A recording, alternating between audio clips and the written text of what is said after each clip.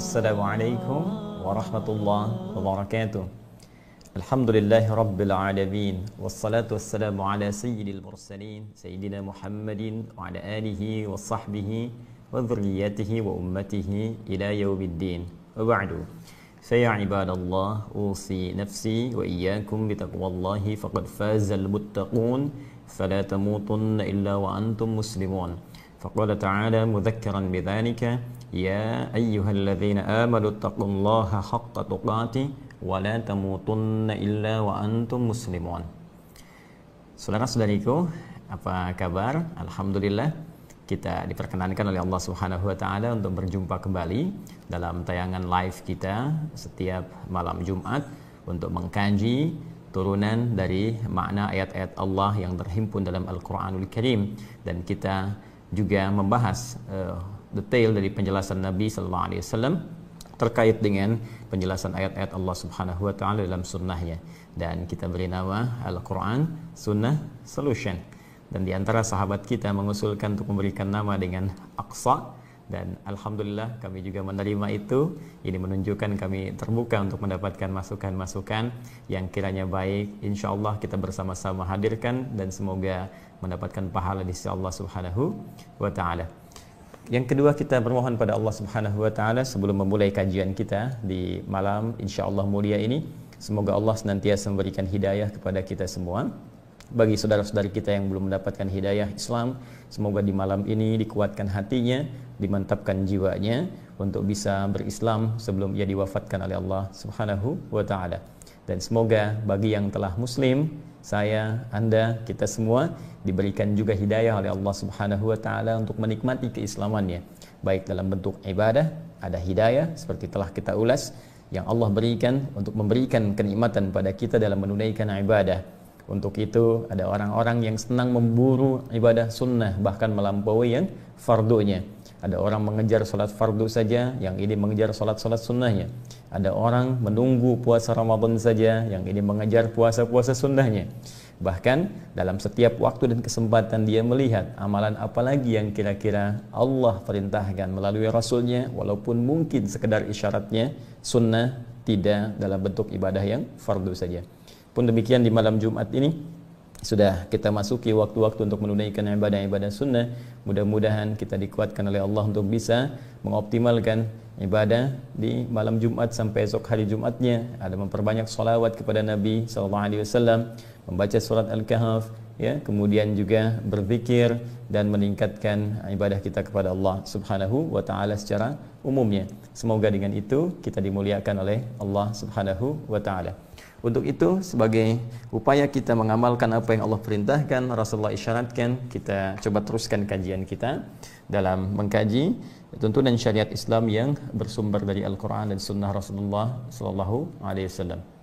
Teman-teman sekalian, di pertemuan yang lalu kita telah sampai di penghujung ayat ketiga di surah Al-Baqarah, dan kita telah jelaskan secara umum bahwa Allah Subhanahu wa taala pada ayat kedua di surah Al-Baqarah memberikan gambaran kepada kita bahwa ada sebagian dari hamba-hamba Allah yang istimewa, yang spesial, yang akan diberikan petunjuk khusus dalam setiap kehidupannya, yang dengan petunjuk itu akan mendekatkan orang-orang ini kepada kebahagiaan, akan memberikan jalan kemudahan dalam beraktivitas, akan ditolong oleh Allah Subhanahu wa taala saat mengalami kesulitan, bahkan dihadirkan rizki dari sisi yang tidak dia duga. Di samping Allah juga memberikan pengajaran kepadanya sehingga menambahkan pengetahuan bagi dirinya di luar pengetahuan-pengetahuan standar yang dimiliki manusia-manusia biasa.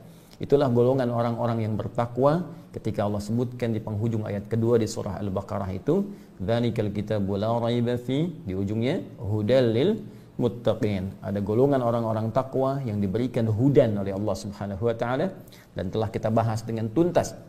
Hudan seperti yang tadi saya sebutkan, ya, petunjuk menuju kesuksesan, kebahagiaan, kenyamanan beraktivitas, ketentraman dalam kehidupan, dan berbagai makna lainnya. Sehingga seringkali orang takwa dalam Al-Quran diberikan sifat-sifat dan karakter oleh Allah Subhanahu wa taala dengan segala kenikmatan dan kenyamanan kehidupan dunia, bahkan sebelum menuju akhiratnya.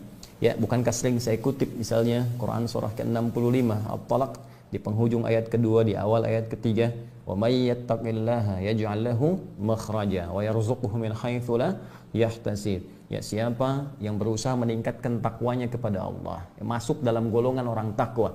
Jadi baru berusaha meningkatkan takwa saja, ya yaj'al lahu makhraja, Allah akan berikan kepadanya solusi dari setiap persoalan yang tengah ia hadapi. Ya, makhraj, jalan keluar, solusi. Wa yarzuqhu min haitsu la yahtasib. Kemudian diberikan oleh Allah bimbingan mendapatkan rezeki, bahkan bisa jadi didatangkan dari sisi yang tidak dia duga. Ya, bahkan nanti seterusnya yaj'allahu min amrihi yusra, dimudahkan segala urusannya. Wattaqullaha la'allakum tuflihun. Tingkatkan takwamu kepada Allah supaya engkau bahagia. Ya, wattaqullaha wa yu'allimukumullah. Tingkatkan takwamu kepada Allah supaya Allah ajarkan, tambahkan kepadamu jenis-jenis pengetahuan di luar batas-batas yang standar tadi. Ya, itulah anugerah Allah yang diberikan pada orang-orang takwa, dan jika kita ingin mengejarnya, maka syarat pertamanya adalah kita mesti kembali kepada petunjuk Allah.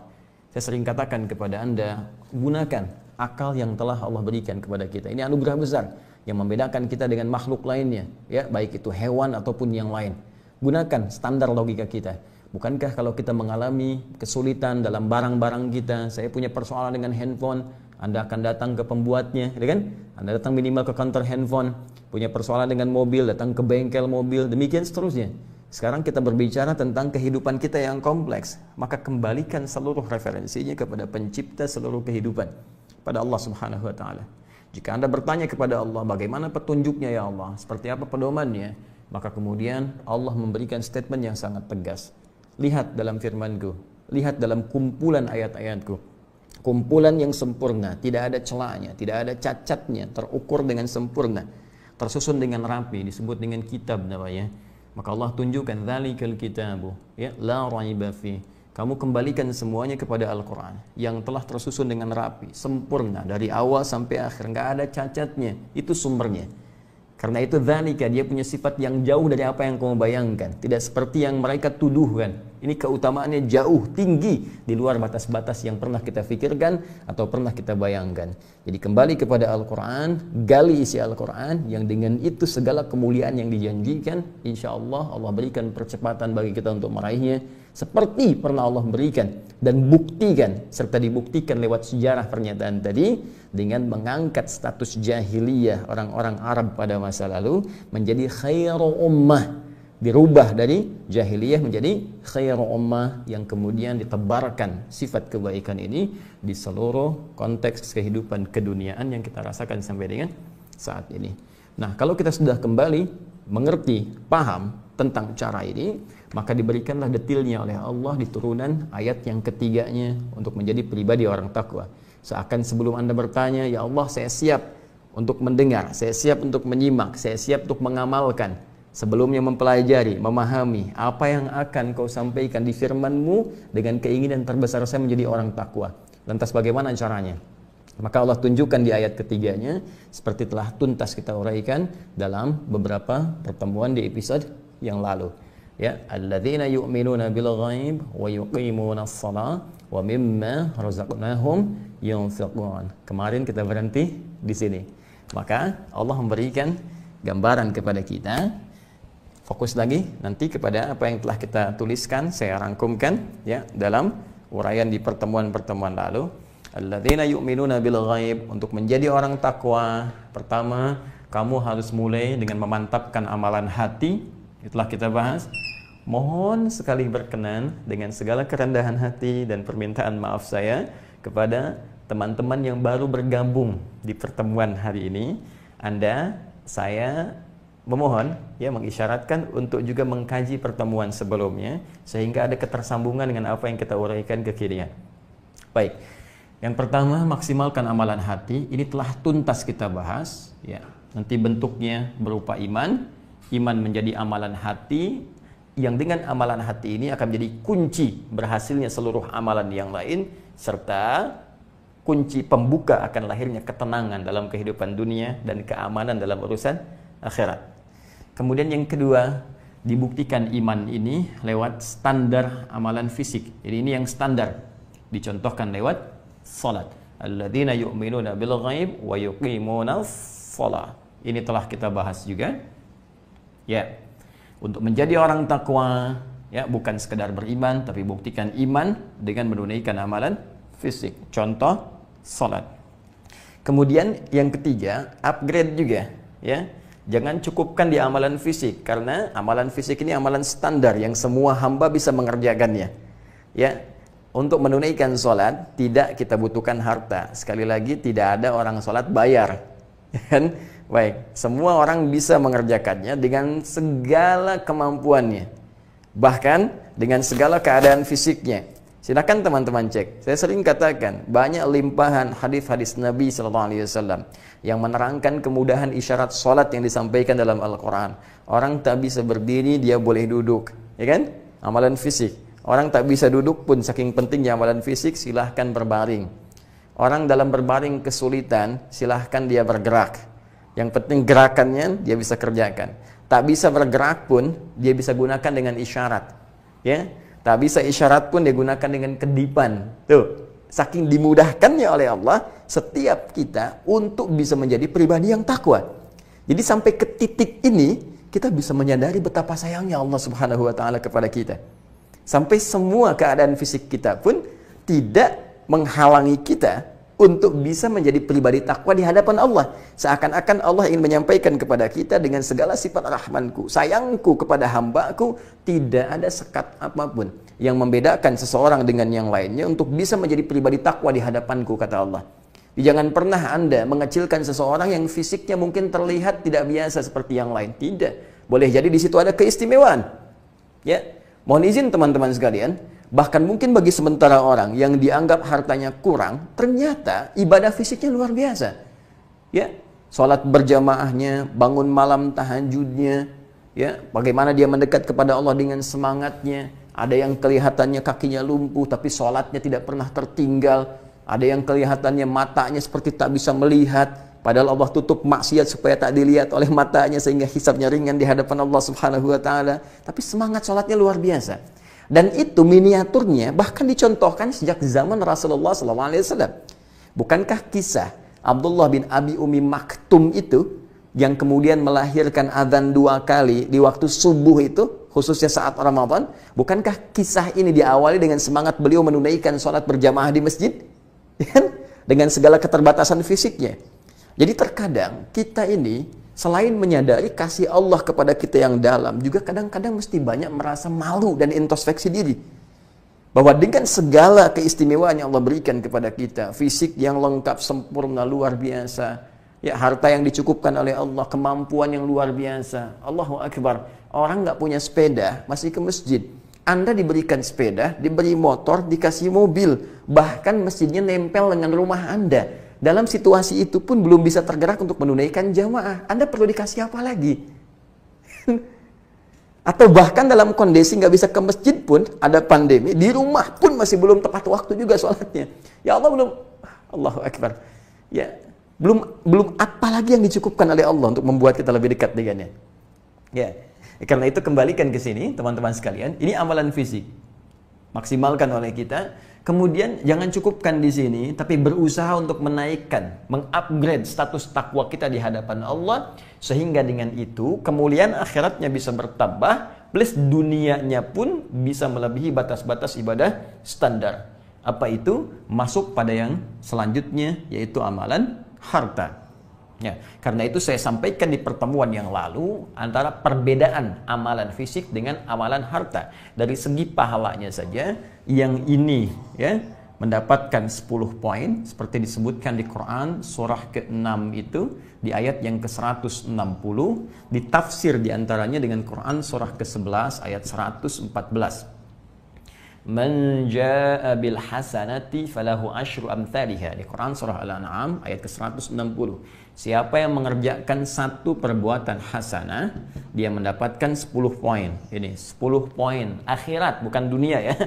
Pahala itu, ingat, pahala itu poin akhirat, bukan poin dunia.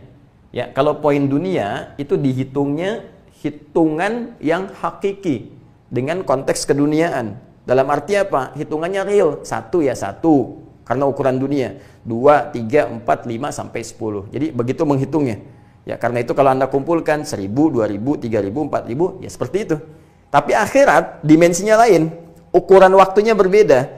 Ya, dari segi ukuran saja sudah berbeda, apalagi kalau bicara pahala. Karena itu kalau kita berbicara ukuran waktu dunia dengan akhirat, sehari akhirat bisa 1000 dunia. Karena itu ukuran pahalanya, kata Nabi, orang yang baru datang ke masjid saja dengan niat ibadah, belum mengerjakan apapun, di hadis Muslim dapat 25. Jarak satu keduanya 500 tahun, dua ketiga 500 tahun, tiga keempat 500 tahun. Kalau kita tarik ini, ya, konteks hitungan pahala ini, misalnya rumusnya kita tarik ke dalam konteks standar pemberian pahala dengan 10 tadi, Anda tinggal kalikan saja. Ya. Ini amalan fisik yang salat. Nah, salat disebut hasanah di Quran surah ke-11 ayat 114. Aqimis salata tarafayn nahar wa zulafan minal lail innal hasanati yudhibnas sayyi'at. Tunaikan salat di antara kedua siang itu, zuhur sampai dengan ke asarnya, sampai dengan ujungnya ke malam, sampai dengan ke subuhnya, maghrib, isya sampai subuh. Anda kerjakan 5 waktu itu disebut hasanat, bentuknya jamak. Satu hasanah, jamaknya hasanat. Innal hasanati, sungguh semua hasanah-hasanah itu. Di salat subuh hasanah, zuhur hasanah, asar hasanah, maghrib hasanah, isya hasanah. Semuanya itu yudhibnas sayyi'at, bisa menjadikan peluang bagi kita untuk mengentaskan segala keburukan-keburukan. Di antara yang bisa mengentaskan keburukan itu ya pahala. Ini jelas. Nah, sedangkan amalan harta, karena tidak semua orang bisa mengerjakannya, mesti berusaha dulu, ya, berikhtiar dulu, baru dia bisa kemudian mengerjakan amalan harta, seperti infak dan turunan-turunannya, maka pahalanya dibedakan oleh Allah Subhanahu wa Ta'ala, seperti saya jelaskan di pertemuan lalu. Bila amalan fisik 10, amalan harta bisa 700 yang standarnya. Ingat, jadi 700 itu standar, ya, standar pembelian, yang diukur dengan dasar keikhlasan dalam hati kita. Ini ukuran utamanya, ini amalan hati. Ini yang mengukur semua amalan fisik, harta dan yang lainnya. Anda sholat amalan fisik, tapi imannya tidak benar, kualitas hatinya buruk, keikhlasannya tidak ada, bahkan bisa disebut celaka oleh Allah. Fawailul lil musallin, celaka bagi orang-orang yang sholat, alladzina hum an sholatihim sahun, yang lalai dalam sholatnya. Ya, kenapa dia lalai? Alladzina hum yura'un, yang dia itu hatinya nggak bersih. Ya, masih ada keinginan disaksikan oleh orang lain. Ria, orang sholat pengen disaksikan Allah. Khabiq, ini sholat disaksikan oleh makhluk. Keinginannya disaksikan oleh makhluk, maka muncul penyakit di hatinya, ria. Karena ada penyakit di hatinya, nih, yang tidak dibersihkan oleh imannya, nggak pernah berlatih dengan menguatkan iman, sehingga hati menjadi kotor. Keikhlasan menjadi terganggu. Karena keikhlasan menjadi terganggu, akhirnya pahala pun tidak dapat yang standar. Ini bermasalah. Jelas? Nah, karena itu kembali ke sini, ini yang standar diukur dengan keikhlasannya, itu mendapatkan 700 kali lipat. Dalilnya di Al-Quran, surah kedua Al-Baqarah, ayat 261. Limpahannya tanpa batas, jadi semakin ikhlas, wallahu yudha'ifu liman yasha' wallahu wasi'un alim. Allah akan melipat gandakan tanpa batas, karena Allah maha luas pemberiannya, maha luas pemberiannya, alim, maha tahu tentang kadar keikhlasan orang yang berinfak itu. Ini pun, awas, masih ada standar keikhlasan. Jadi kalau Anda infak demikian banyaknya, tapi ikhlasnya bermasalah, hatinya kotor, imannya tidak ditingkatkan untuk membersihkan hati, maka ini pun bisa celaka. Lebih dahsyat, ya, kerugiannya dibandingkan amalan fisik. Karena itu ketika disebutkan di Quran surah kedua ayat 264, wah, ini kesia-siaannya sungguh luar biasa. Ya ayyuhalladzina amanu la tubtilu shadaqatikum bil manni wal adza kalladzi yunfiqu malahu ria'an nas. Ya, hai orang-orang beriman, jangan kau gugurkan. Tuh, ada orang-orang yang ketika beramal, amalnya dianggap gugur oleh Allah. Bisa kebayang nggak? Ada orang infak 1 miliar, terus setelah itu dianggap gugur oleh Allah. Udah, nggak ada nilainya. Ya, famathalu kamathali safwanin alaihi turabun fa asabahu wabilun fatarakahu salda la yaqdiruna ala syai'in mimma kasabu. Allahu akbar. Seperti orang yang numpuk-numpuk pasir yang halus di atas batu yang licin, tiba-tiba kena air bah, habis semua, nggak ada apa-apanya. Ya, makanya disebut oleh Allah seperti orang yang kerja keras, sudah menenun sesuatu dengan lelah tapi tidak dapat apapun. Jelas? Ya. Siapa mereka ini? Seperti orang yang infak karena riya. Kalladzi yunfiqu malahu ria'an nas. Ya, infak 1 miliar tapi pengen masuk koran disebutkan, atau pasang spanduk dari Sabang sampai Merauke. Ya, ini loh, kami nyumbang APD, kami nyumbang masker, pengen diketahui misalnya, ya, pasang spanduk dari Sabang sampai Merauke, disebut pengen di media dan sebagainya, hilang. Hilang. Ya, ini niat ini tipis sekali. Ya, kalau kita ingin motivasi, ingin melaporkan pada orang dari sumbangan orang, sah-sah saja, tapi menjaga niat itu penting, ya, untuk kita jadikan sebagai bekal menghadap Allah Subhanahu wa taala. Kembalikan ke sini teman-teman sekalian. Di pertemuan yang lalu kita telah tuntas membahas tentang amalan yang ketiga. Amalan harta sampai ke titik pahala sebagai motivasi, ya, yang menjadikan kita semakin kuat untuk mengupgrade instrumen takwa kita sehingga naik levelnya melebihi batas-batas yang standar. Yuk teman-teman sekalian, saya ingin bandingkan ya. Di zaman Nabi saja yang teknologinya tidak seperti sekarang, yang sekarang segala kemudahan aksesnya ada, peluangnya banyak, segala hal bisa menjadi peluang untuk bisa mendapatkan harta. Zaman dulu saja, ketika dimotivasi oleh Allah dengan turunnya ayat-ayat keutamaan, berinfak itu, keutamaan pahalanya, keutamaan anugerahnya, dampaknya terhadap kehidupan, keringanan dalam berbagai persoalan, itu menjadikan teman-teman di masa lalu, ya, sahabat-sahabat Rasulullah SAW, bagaimana mereka termotivasi untuk bekerja yang target utamanya bukan untuk menjadikan status sosialnya menjadi terupdate dengan sebutan-sebutan yang beragam. Kaya kah, miliarder kah, ya, apakah orang yang paling hebat kah, paling luar biasa kah, aset banyak kah, bermewah-mewahan kah, tidak. Ya. Tujuan mereka berusaha itu sederhana, supaya infak, bukan supaya kaya. Karena itu bagaimana Anda bisa melihat, bagaimana Anda bisa menyaksikan seorang Abdurrahman bin Auf dengan modal pakaian yang melekat pada dirinya, dengan ilmu manajemennya, berusaha mengupgrade diri sampai jadi orang paling kaya di masanya, yang kapaknya terbuat dari emas. Apakah tujuannya sekedar menjadi kaya? Tidak. Justru beliau berusaha untuk beraktivitas, dapat harta, ini capaian utamanya, supaya bisa infak. Dengan segala turunannya. Apakah zakat kah? Ataukah infak yang sunnah kah? Sedekah kah? Karena memang ingin mengejar ini motivasinya. Utsman bin Affan demikian, Umar bin Khattab demikian, Abu Bakar As-Siddiq demikian, radhiyallahu taala anhum jami'an. Sehingga ketika harta itu telah terkumpul, ringan saja ketika Nabi mengatakan, anfiqu fi sabilillah, ayo infak, semua mengeluarkan. Tuh, coba lihat, itulah dasar pekerjaan yang dilakukan dengan iman. Ini poinnya. Karena itu orang-orang yang bekerja dengan iman itu ada kemudahan yang Allah berikan jalan untuk mendapatkan hartanya. Ya, bagaimana bekerja dengan iman? Salah satunya dia niatkan harta itu yang akan dihasilkan untuk kepentingan ibadah. Nah, sekarang saya tanya pada teman-teman yang bekerja, yang berusaha, baik bekerja dalam konteks yang swasta ataupun pegawai negeri atau berusaha, berdagang dan sebagainya. Saya mau tanya, selama ini bekerjanya benar nggak niatnya? Jangan-jangan selama ini cuma ngejar dunia saja. Berangkat gelap, pulang gelap, gitu kan? Tuntutan semua itu hanya untuk mengupgrade status sosial saja. Ayo, jangan-jangan selama ini bekerja hanya untuk punya rumah. Ya? Hanya untuk bisa ganti handphone. Hanya untuk bisa tampil beda, punya pakaian bagus. Kalau cuma begitu, jangankan Anda yang beriman, yang belum beriman pun bisa. Lantas di mana iman Anda? Jadi iman itu ada nggak gitu? Apa yang membedakan kita yang beriman dengan yang belum beriman? Mesti beda. Orientasi orang beriman ketika bekerja untuk mendapatkan harta, orientasi terbesarnya bagaimana dia bisa beribadah kepada Allah Subhanahu wa taala dengan hartanya. Karena itu turun Quran surah kedua itu ayat 172. Quran surah kedua ayat 172. Perhatikan perbedaannya dengan Quran surah kedua ayat 168. Ini yang standar, ini untuk orang beriman, yang ayat 172. Ayat 168, paling kanan sebelah bawah. Ya ayyuhan nas, hukumnya universal untuk semua manusia. Hei semua manusia, kulu mimma fil ardi halalan thayyiba. Silakan bekerja, beraktivitas, cari makan di sebagian tempat di bumi yang bisa kamu dapati dengan cara yang legal, dapatkan yang baik-baik untuk kamu konsumsi. Itu rumus umum, universal. Jelas? Nah, kalau sudah saya sampaikan dan azan berbunyi, itu tandanya benar.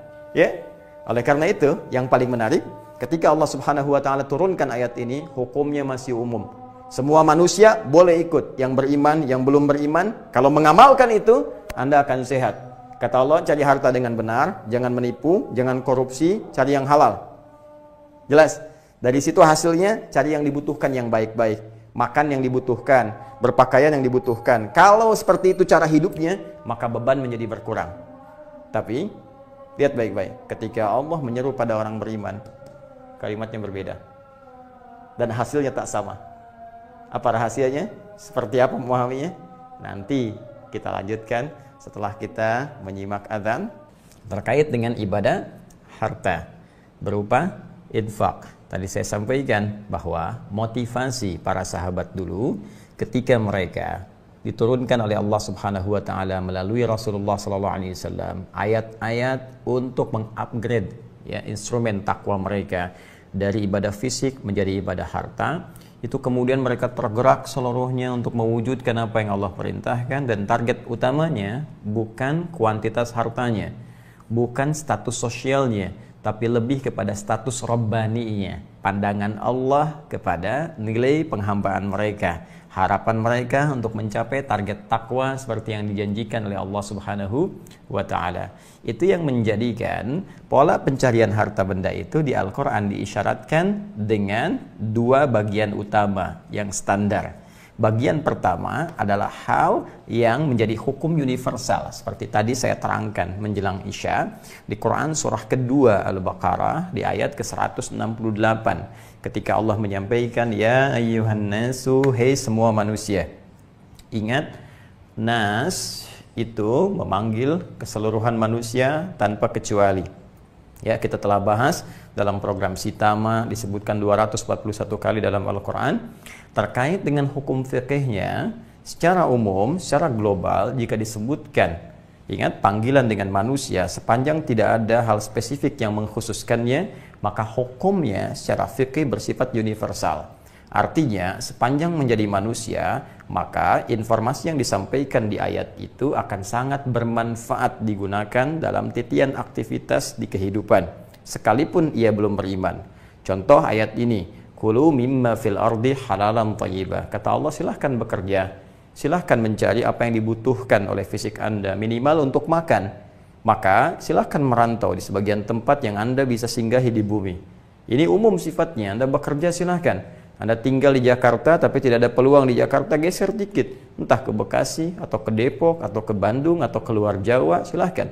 Sebaliknya, Anda yang di luar Jawa, tinggal di Sumatera, di Kalimantan, belum ada peluang di tempat Anda menetap, cari peluang di tempat yang lebih banyak bisa Anda dapatkan. Anda bisa ke Jakarta, Anda bisa ke Jawa, atau beberapa tempat yang bisa didapatkan. Intinya, visinya, Anda bisa memenuhi kebutuhan hidup. Sangat sederhana. Tapi kerjakan itu dengan legal, halal, jangan melanggar hukum, jangan korupsi, jangan menipu, jangan merampok, jangan membegal. Karena akan menyebabkan banyak persoalan yang sebelumnya tidak ada menjadi hadir. Ya, bukankah sering kita dapatkan persoalan-persoalan dimaksudkan tampak dalam berita harian? Ya, saya sering katakan mohon diingat-ingat kalau ingin berbuat maksiat. Minimal, pertama, bayangkan ketika akan bermaksiat Anda wafat. Jelas. Kemudian setelah itu bayangkan dampaknya pada keluarga. Jika Anda seorang anak ingin membegal misalnya, bayangkan ketika Anda diketahui status sosial yang bisa merambah ke ibunda Anda. Ya, bagaimana dengan ibu yang telah mengandung, melahirkan, kemudian disebut oleh masyarakat, ini loh ibu pembegal itu. Ketika Anda yang berniat untuk korupsi, lantas kemudian bayangkan ketika itu diketahui, dibuka oleh Allah Subhanahu wa taala, dan setiap keburukan pasti akan terbuka. Kalau bukan dunia, di akhirat. Ya, laqad ja'al haqq wa zahaqal batil, innal batila kana zahuqa. Demikian disebutkan di Quran surah ke-17 ayat 81 itu. Ya, telah tetap hukumnya kata Allah. Kebenaran itu pasti akan mengalahkan kebatilan. Karena setiap kebatilan itu akan terungkap dan akan kalah. Jadi kalau bukan di dunia, pasti ditampakkan di akhirat. Saya hanya ingin gambarkan kepada Anda, ketika Anda merasa nyaman dengan korupsi, ngambil harta orang, tiba kemudian dibuka oleh Allah, diketahui Anda, pernah nggak Anda berpikir bagaimana keadaan anak-anak Anda? Ketika di sekolahnya disebutkan, oh kamu yang bapaknya koruptor itu. Bagaimana tentang keluarga Anda, istri Anda, dan sebagainya. Karena itu bertakwalah kepada Allah Subhanahu wa taala. Kalau bukan sekarang, nanti di akhirat. Ya, apa Anda pikir Anda akan bebas begitu saja? Silakan, Anda mau jadi apapun. Pejabat, birokrat, diplomat, pengusaha, ya. Silakan pedagang, bahkan ustadz sekalipun, silakan. Berbuat sesuka Anda. Ish ma syi'ta fa innaka mayyit. Ya, silakan. Anda berbuat sesuka Anda, tapi jangan lupa Anda itu mayyit, calon wafat, calon meninggal. Dan kita yakin ketika kita berpulang kembali kepada Allah Subhanahu wa taala, ada kehidupan lain dan pola hisab yang tidak sama dengan hukum dunia, akan berbeda. Karena itu halal, kerjakan dengan baik. Thayyibah, kalau ingin tidak ada beban, maka thayyibah, dari apa yang dihasilkan itu cari yang memenuhi kebutuhan hidup kita. Cari berkahnya, cari manfaatnya, cari yang baik-baik. Kalau memang makan itu fungsinya menghilangkan lapar, ya tidak harus semua dibeli. Yang kira-kira bisa menghilangkan lapar itu yang dikonsumsi. Asas kebutuhan, bukan sekedar keinginan.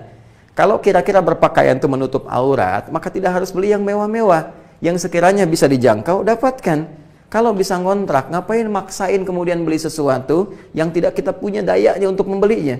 Lantas menjadi beban dalam kehidupan kita, bukan aib kok teman-teman sekalian.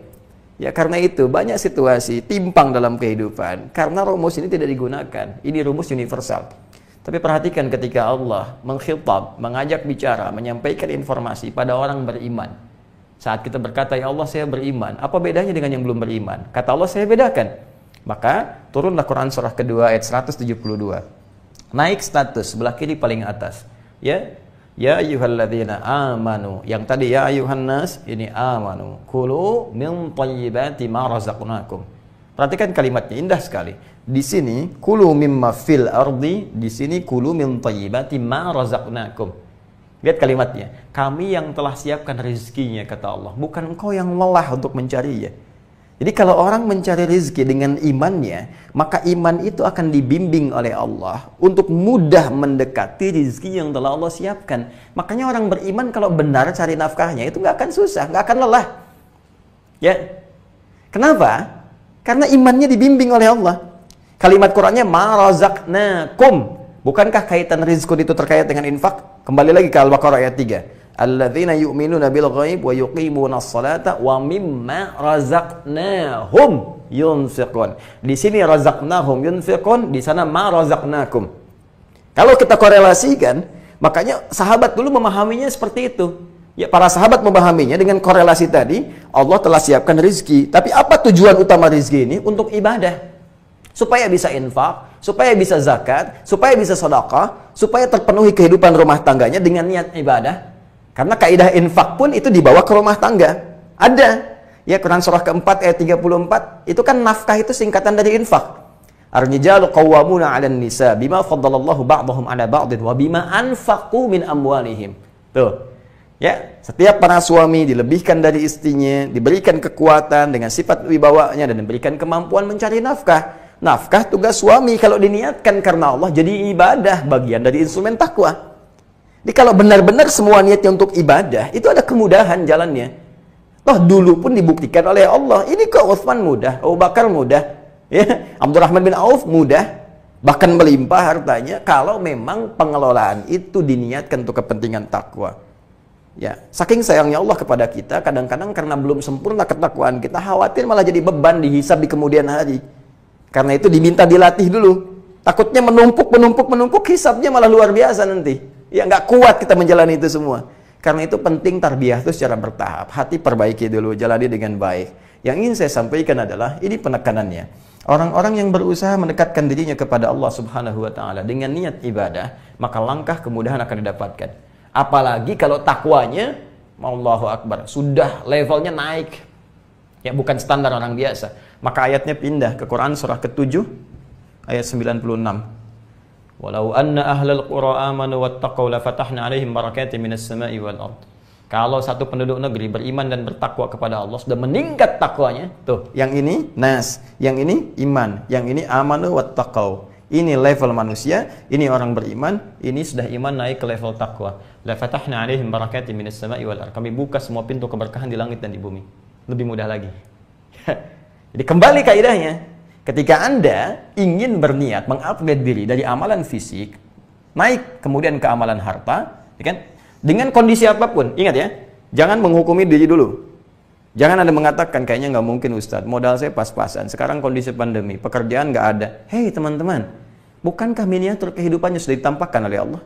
Pernah tahukah Anda, ketika seorang Abdurrahman bin Auf, hartanya dirampas oleh orang-orang Quraisy. Nggak ada corona, nggak ada covid, nggak ada apapun, harta dirampas semua, hijrah, cuman bawa pakaian yang melekat di badan. Ya, Anda sekarang rumah masih ada, aset masih ada, masih mengeluh di hadapan Allah. Ya. Modal apa yang Allah memberikan kepada Anda? Abdurrahman bin Auf modalnya cuma dirinya sendiri, pakaian melekat di badan, hijrah 400 kilo jalan kaki dari Mekah ke Madinah, ke Yathrib waktu itu. Lantas berubah jadi Al-Madinah Al-Munawwarah. Tidak ada putus asa, nggak ada gelisah, nggak ada pesimis.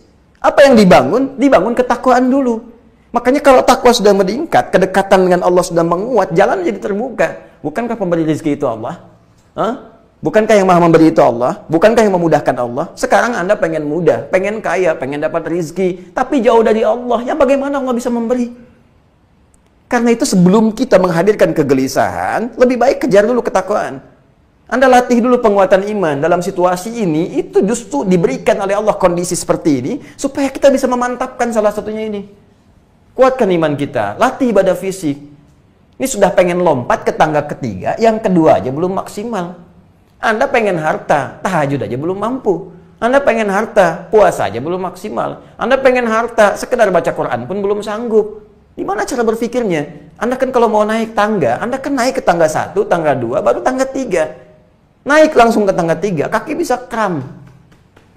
Kalau tidak bisa melampaui batas-batasnya. Ya.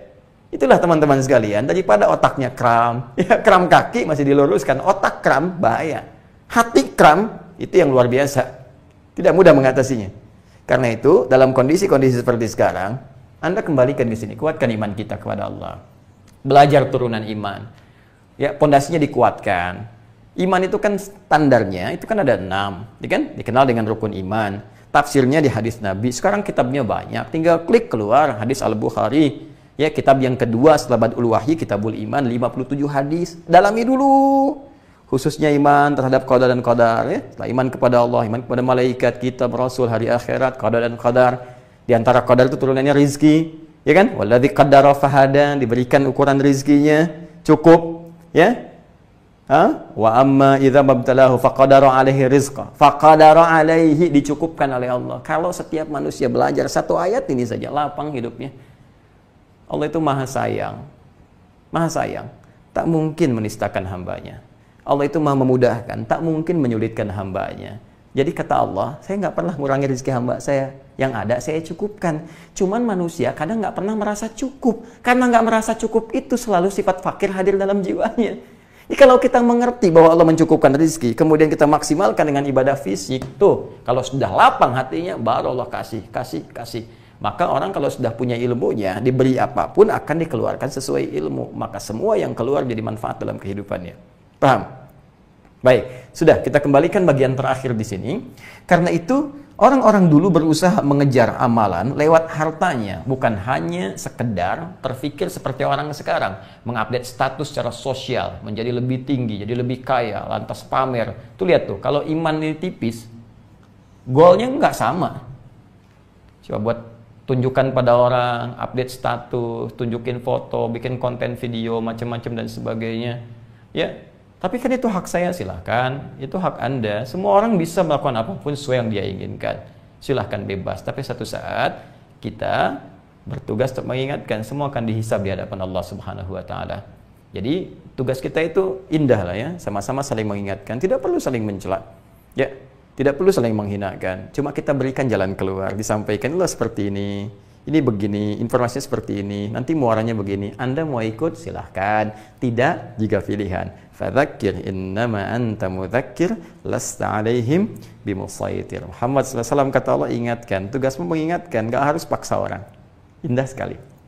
Oke, nah ini poinnya. Jadi kembali ke sini, ketika seseorang meniatkan pencarian hartanya dengan tujuan untuk beribadah kepada Allah Subhanahu wa Ta'ala, meningkatkan instrumen takwa, mengupdate pada bagian yang ketiga, maka ma razaqnakum, kata Allah, kami akan memudahkan rezekinya, bukan mereka yang lelah mendapatinya. Setelah itu apa yang terjadi? Bukan hanya sekedar status dunia ditinggikan oleh Allah, ya. Bagaimana cara meninggikannya? Perhatikan sini. Teman-teman, orang yang mengejar ini amalan harta, menaikkan dari level kedua ke yang ketiga, kemudian mendapat kemudahan dari Allah, diberikan taufik, mudah, ya, dapat kemudahan, naik status, harta bertambah. Orang dunia menyebutnya kaya, ya kan? Jadi ada 3 jenis kekayaan. Ada yang kaya, ada kaya banget, ada yang kebangetan kayanya. Ya, ada yang kaya, ada yang kaya banget, ada yang kebangetan kayanya. Ya, jadi ini kadang-kadang kalaupun sudah sampai ke level ketiga, kebangetan kayanya. Tuh ya, ke ta'lim pakai Ferrari, ke masjid pakai Lamborghini gitu kan. Masya Allah, jalan biasa. Tapi karena cara mendapatkannya benar, maka goalnya pun benar, outputnya benar. Apa yang dia lakukan? Dia mengamalkan Quran surah ke-28 ayat 77. Wabtaghi fima atakallahu daral akhirah wa la tansa nasibaka minad dunya.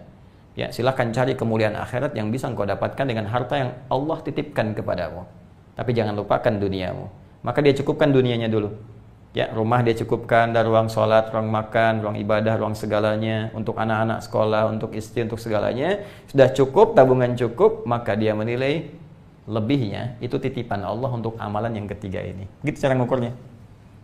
Anda dapat gaji misalnya 50 juta, kebutuhan rumah tangga dengan segala diukur, ya, dengan tabungan, dengan segalanya 30 juta, sudah selesai ini, tuntas. Maka yang 20 jutanya itu titipan dari Allah untuk mengejar kemuliaan akhirat Anda. Begitu cara berpikirnya. Nah, kalau benar seperti ini, itu Allah akan mudahkan. Cara dapat hartanya mudah, cara bekerjanya mudah, tidak lelah dia, dan goalnya harus benar. Begitu ini benar, keluarnya teman-teman sekalian, jadi manfaat. Makanya orang-orang Islam yang kaya, kekayaannya jadi berkah, jadi manfaat. Ketika menjadi manfaat, apa yang Allah berikan saat di kemudian hari? Perhatikan baik-baik. Ini akan sangat berbeda dengan orang-orang yang tidak kuat imannya. Maka turunlah Quran surah ketiga Ali Imran ayat 133 sampai 134. Ini penutupnya. Perhatikan baik-baik. Wasari'u. Saya sambil hapus ya. Ya, Anda tinggal nyimak kan. Saya terangkan, saya tulis, saya hapus sendiri, saya bacakan. Anda boleh cek mushaf ya. Bismillah. Saya hapus dulu yang ini sambil saya bacakan ayatnya. Quran surah ke-3 Ali Imran ayat 133 sampai 134. Paling kanan sebelah atas di mushaf standar. Wasari'u ila maghfiratin min rabbikum wa jannatin arduha ya as-samawati wal ard uiddat lil muttaqin. Saya tuliskan dulu kalimatnya. Uiddat lil muttaqin. Siapa yang dimaksudkan di sini? Ayat 134-nya. Ini ayat 133. Ini ayat 134-nya. Orang pertama, alladzina yunfiquna fis sarai wad dharra. Alladzina yunfiquna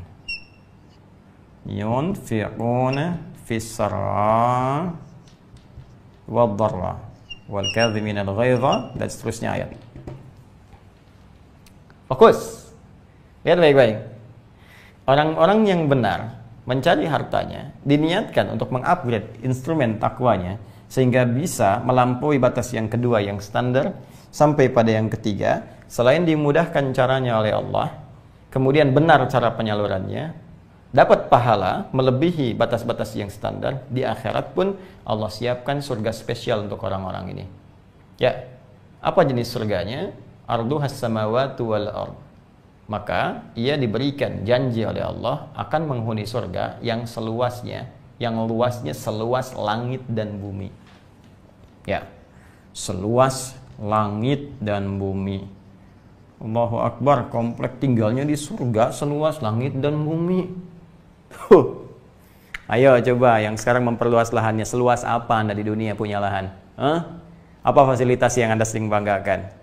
Silakan, ada nggak yang punya di bumi saja? Ada yang punya rumah seluas bumi? Nggak ada. Orang paling kaya di dunia rumahnya seluas apa coba? Ya, coba cek sekarang orang paling kaya hartanya 1.500 triliun. Ya, BG itu, Bill Gates misalnya. Istrinya Melinda Gates, punya beberapa anaknya kemudian. Silakan cek rumah mewahnya. Atau yang lain-lain, silakan bandingkan. Untuk sekedar kita cari perbandingan. Dicek silakan. Ya, ada nggak sekaya-kayanya orang bisa punya aset sedunia, semuka bumi? Tidak ada. Ya, tapi janji ini sangat luar biasa. Saya sering katakan Allah kalau sudah berjanji pasti menepati. Itu ada kaidah di Quran surah ketiga ayat 9. Ya, innallaha la yukhliful mi'ad. Sungguh Allah kalau sudah berjanji pasti akan ditepati. Tidak akan pernah menyalahi janjinya. Beda dengan manusia. Ya, kau yang memulai, kau yang mengakhiri. Kau yang berjanji, kau yang mengingkari. Allah tidak.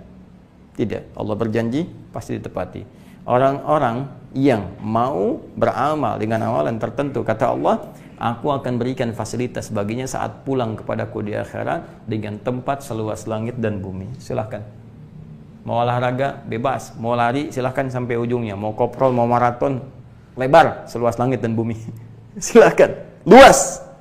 Disediakan untuk siapa? Wa'iddat lil muttaqin. Aku sediakan bagi orang-orang yang takwa. Nih, lil muttaqin. Lagi-lagi, kembali ke Al-Baqarah ayat kedua. Dzalikal kitabu la raiba fi hudal lil muttaqin. Tuh. Al-Baqarah ayat 2. Allah berikan keutamaan spesial bagi orang-orang takwa. Ini amalannya. Di antara orang takwa ini, ada yang mengupgrade sampai tingkat yang ketiga, amalan harta benda. Bagaimana tempat kembalinya? Wa'iddat lil muttaqin. Disediakan saat di akhirat surganya seluas langit dan bumi. Apa amalan saat di dunianya? Ayat 134, alladzina yunfiqun. Alladzina yunfiquna fis saraa wad dharra. Bandingkan dengan Al-Baqarah ayat 3. Alladzina yu'minuna bil ghaib wa yuqimuna as-salata wa mimma razaqnahum yunfiqun. Al-Baqarah ayat 3, yunfiqun. Ali Imran 134, alladzina yunfiqun. Orang-orang yang senang infak. Menggunakan alladzina, terbuka. Saya telah terangkan dengan total. Alladzina disebutkan 1080 kali dalam Al-Qur'an. Sifatnya umum, terbuka luas. Karena itu Allah membuka setiap kesempatan ini bagi siapapun yang pengen. Besar, kecil, tua, muda, laki-laki, perempuan, bebas. Silahkan, kata Allah terbuka. Yang pengen, silahkan. Mumpung masih hidup. Kalau sudah wafat, tidak ada peluangnya. Sampai mereka mengatakan, fa'asaddaqa wa aqum minas shalihin. Beri kesempatan untuk infak ya Allah. Beri kesempatan. Sekejap saja. Maka kalau saya bangun sedikit, saya infakkan semua harta saya untuk mendapatkan ini semua. Ya. Karena itu mumpung masih ada kesempatan, ukur diri kita dengan ukuran-ukuran standar tadi. Dengan cara yang benar. Jangan sembarangan. Tiba-tiba setelah kajian ini semua diinfakkan. Anda nggak dapat apa-apa, tidak. Ada standar yang benar. Makanya belajar dengan tertib, dengan baik, dengan terukur. Supaya benar cara mengerjakan ya amalan-amalan ibadah kita. Kembali ke sini. Fisarra'i wad dharra, baik dalam keadaan lapang ataupun sempit. Dalam keadaan lapang, penghasilan masih bagus, sebelum pandemi masih cukup banyak, bisa berbagi. Ya, sebulan bisa 10 juta. Dharra, sempit sekarang, jangankan untuk keluar pada orang, untuk kebutuhan pribadi masih ditata-tata. Tapi Masya Allah, di rumah ada mangga 3, 1 masih bisa dibagi. Itu kan tidak harus berupa uang. Saya sering katakan dari awal, infak itu adalah berbagi kasih dengan materi. Jangan selalu dipahami dengan uang. Lihat aset Anda, pakaian Anda, buka sih lemari pakaian Anda berapa. Ya? Anda mungkin untuk makan cukup. Orang lain tuh untuk makan mungkin susah. Kenapa nggak Anda buka pakaian Anda? Bisa diinfakkan ke mereka. Mereka mungkin bisa jual. Dari situ ada ya yang bisa digunakan untuk beli makanan. Atau sebagian bisa digunakan. Atau Anda bisa berbagi makanan. Ya, saya sering katakan, ingat, Allah menitipkan pada kita peluang banyak untuk beramal. Mumpung belum ditukar. Belum dipindahkan tugas amalan itu. Anda, saya, misalnya, kita bertugas nih. Ya, lalu dititipkan. Nih, saya tugaskan kamu dari pimpinan kita. 100 juta tolong bagikan. Ya, 20 juta untuk kamu, 80 juta sebarkan. Anda cuma pakai 20 juta, tapi tahan-tahan yang 80 juta. Ketahuan oleh pimpinan Anda selama setahun nggak pernah dibagikan. Ya kan ditarik. Sini, saya ambil lagi yang 80 juta. Saya pindahkan pada yang lain. Kamu kerjakan tugasnya. Sama persis. Anda jangan mengupdate status sebagai orang kaya, orang paling hebat, ingin tampil di mana-mana. Itu cuma ujian. Ketika Anda tidak lulus menggunakan ujian itu dan merasa itu menjadi sebagai hasil pribadi, capaian pribadi, boleh jadi tugas itu akan ditukar oleh orang lain. Ya, boleh jadi tugas itu akan ditukar oleh Allah dengan orang lain. Dipindahkan pada orang lain untuk beramal. Ya, atau bahkan Anda diwafatkan, selesai kemudian urusan dunia Anda dan berpindah tugaslah itu kepada mungkin anak keturunan Anda atau orang lain, atau mengalami situasi yang tidak benar. Anda hebat ahli manajemen, tiba-tiba habis semua harta Anda meninggal, tukar pada keturunan nggak punya kemampuan, habis aset, pindah ke orang lain. Bisa terjadi ya, karena itu hidup yang seimbang. Jadi kaya itu harus ya, dan riwayat menyebutkan Nabi itu biasa saja melihat kekayaan, nggak khawatir. Kaya dipandang biasa. Jadi bagi orang Islam, kaya itu biasa. Yang Nabi khawatirkan adalah orang Islam yang tidak mampu memanage kekayaannya.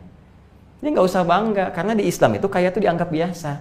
Sama aja dengan yang lain, itu jadi passion untuk meraih akhirat. Ya, kita bagi orang beriman, capaiannya akhirat. Dan Allah berikan banyak peluang. Tinggal kita milih passionnya mau di mana. Anda yang sampai malam Jumat ini belum memilih, tinggal pilih. Ada bentangannya, ada 4 sampai 5. 1 bisa lewat ilmu. Karena itu Anda silahkan belajar. Cari surga dengan itu, niatkan untuk ibadah, toh wafat juga pada akhirnya. Ada yang dengan kedudukan jabatan, ya mumpung punya kedudukan, bikin polisi kebijakan-kebijakan yang baik, jangan menyimpang, ya tanda tangan di situ, kejujuran, tulis suratkan tanda tangan, ya semua harus punya integritas. Begitu tanda tangan menyebar, semua orang jujur, Anda dapat pahalanya. Ya pada waktu-waktunya sholat, semua sholat, ya tanda tangan oleh Anda. Cuman modal tanda tangan doang. Jangan harapkan semua mengerjakan, itu urusan Allah untuk memberikan taufik. Yang penting Anda beramal. Begitu Anda kerjakan, dari 100 karyawan, 10 orang sholat. Dengan melihat tanda tangan Anda, dapat pahalanya. Mumpung belum ditukar, toh besok mungkin pensiun, mungkin berganti, ya kan? Ada lagi yang harta, Anda cari lewat harta. Jadi yang harta sama dengan ilmu. Harta sama dengan kedudukan, yang beda itu cuma niatnya saja. Yang keempat, bahkan tenaga. Ya, karena merasa sadar rezeki Allah telah tetapkan. Yang penting saya bekerja sedikit, hidup dengan tenaga saya beramal. Ada yang ngabdi di masjid, ada yang tugasnya azan. Yang penting saya bisa ke surga, hidupnya nggak usah susah, begini aja yang penting rezeki tetap. Jadi cara pandang ini akan mengubah persepsi kita pada kehidupan dunia, capaian kepada akhirat, target jelas dari kehidupan nyaman. Jadi orang yang berusaha bekerja dengan tenaga untuk mendapatkan akhirat, dia tidak akan pernah merasa iri pada orang yang berjuang lewat harta. Nggak akan ngaruh, mau kaya kayaknya silahkan. Toh saya cukup dengan yang ini. Ya, mau tinggi aja silakan. Kedudukan kalau bisa yang tinggi silakan supaya bikin kebijakan yang baik. Dia nggak akan mengeluh, nggak akan iri. Yang punya ilmu silakan beramal dengan ilmunya. Itu yang ditunjukkan lewat kehidupan masa lalu. Makanya zaman Nabi itu luar biasa kalau kita mau gali sejarah. Coba belajar sirah dengan benar.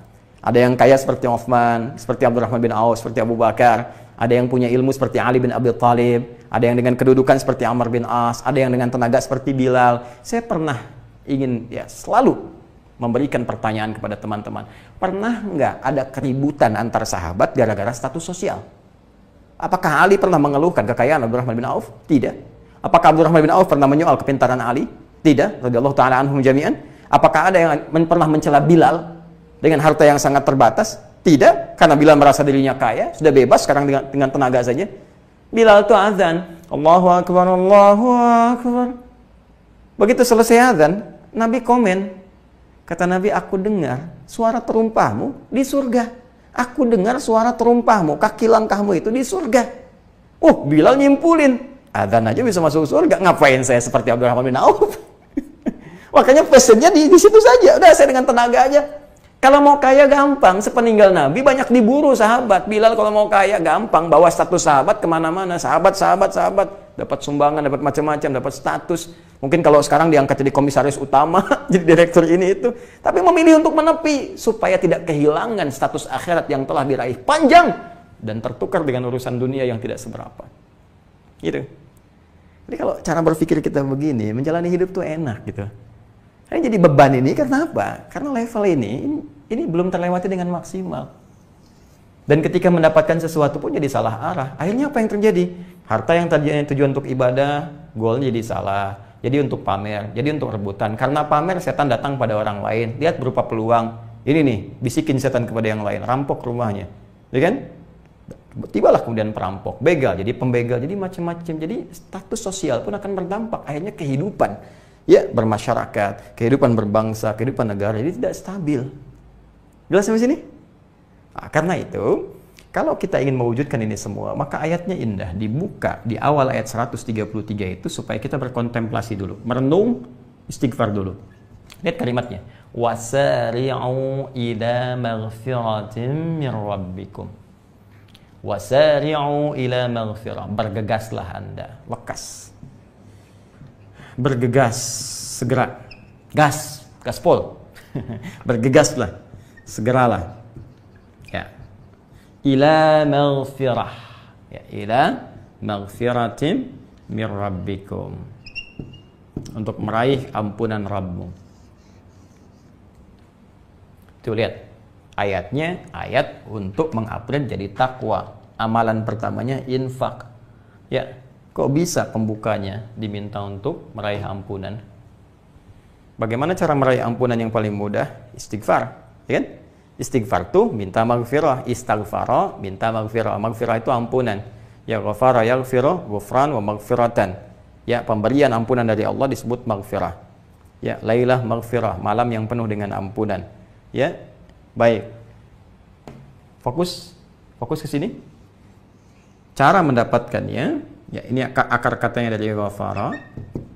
Kalau ingin minta ditambah ista ilmu sorofnya, ya istaf'ala yastaf'ilu itu derivasi tasrifnya, jadi istaghfara. Istaghfara sifatnya disebut dengan istighfar.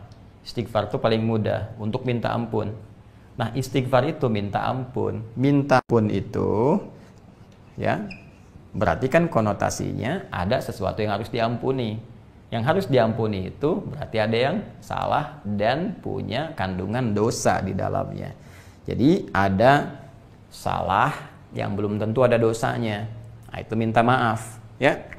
Salah yang belum tentu ada dosa. Misal begini, salat subuh itu 4.35 misal di Bekasi. Terus Anda bangun jam 5:34. ya, 4.35 subuh, 4.35. Anda bangun 5.34. Tuh, baru bangun nih, belum sholat. Salah tidak? Salah. Dosa tidak? Belum tentu. Mungkin karena kelelahan, ya malamnya tahajud terlampau khusyuk, terus capek ketiduran bangun 5.34. Ya, salah, memang salah. Dosa enggak? Belum tentu, karena enggak pernah ada niat untuk menunda.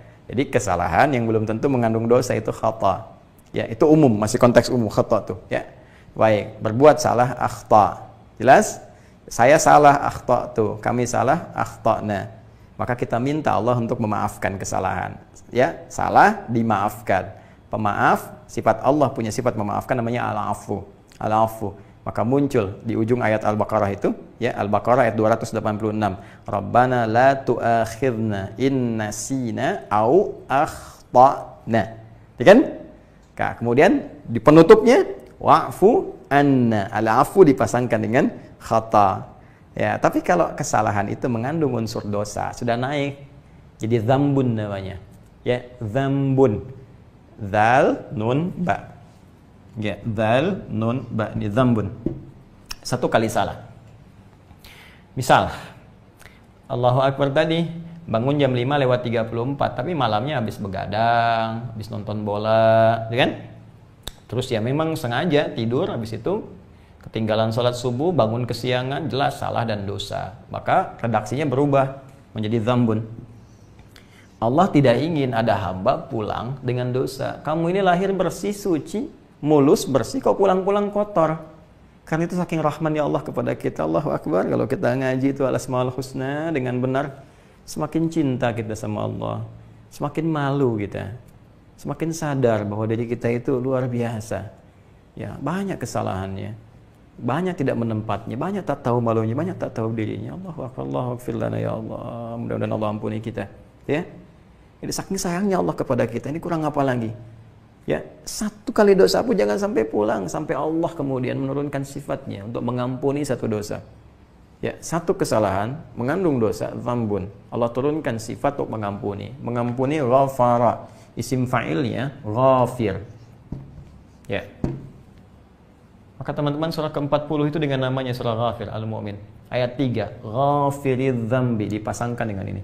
Ghafiridz dzambi wa qabilit taubi. Kata Allah, aku penerima taubat. Kalau pengen balik, kalian balik, jangan sampai bawa kotoran. Aku ampuni walaupun kau baru bawa dosa kecil, aku tetap akan hilangkan supaya engkau pulang dalam keadaan bersih. Ya.